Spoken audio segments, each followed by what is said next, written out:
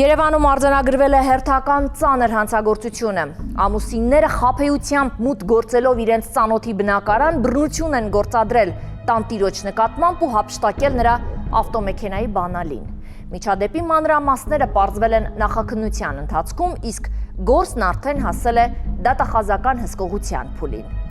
Երևանում բացահայտվել է ամուսինների կողմից իրականացված բռնի հափշտակության դեպք։ Քննչական կոմիտեի Երևան քաղաքի քննչական վարչության Շենգավիթ վարչական շրջանի քննչական բաժնում ավարտվել է քրեական վարույթի նախաքննությունը, որի ընթացքում պարզվել են միջադեպի բոլոր մանրամասները։ Քննությամբ պարզվել է, որ 2025 թվականի մայիսի 18-ին ամուսինները այցելել են իրենց ծանոթի բնակարան։ Խաբեությամբ ներս մտնելով բնակարան տղամարդը բռնել է տանտիրոջ պարանոցից եւ պահանջել լուր մնալ, այդ պահին ներս թողնելով նաև կնոջը։ Նախաձեռնվել էր քրեական վարույթ Հայաստան քրեական օրենսգրքի 252-րդ հոդվածի 2-րդ մասի 3-րդ կետի հատկանիշներով։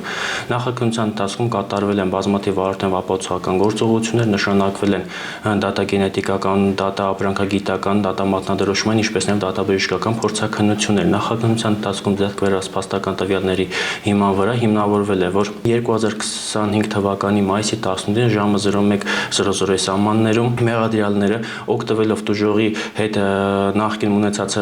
ընկերական հարաբերություններից մուտք են գործել վերջինիս բնակարան, բնախաբասկի արմնկային հատվածով բռնել են տուժողի պարանոցից, բռնություն գործադրել, գումար են պահանջել։ Զույգը բռնություն է գործադրել տանտիրոջ նկատմամբ, պահանջելով նրանից 280,000 դրամ։ Երբ տուժողը հրաժարվել է գումար տալ, ամուսինները վերցրել են վերջինիս շուրջ 2 միլիոն դրամ արժողությամբ ավտոմեքենայի բանալին եւ հեռացել դեպքի վայրից։ Գումարի մերժումը ստանալու պարագայում վերջինիս կապել են կպչուն ժապավենով, ձեռքերը, ոտքերը եւ կրկին գումար են պահանջել։ Գումարի պահանջը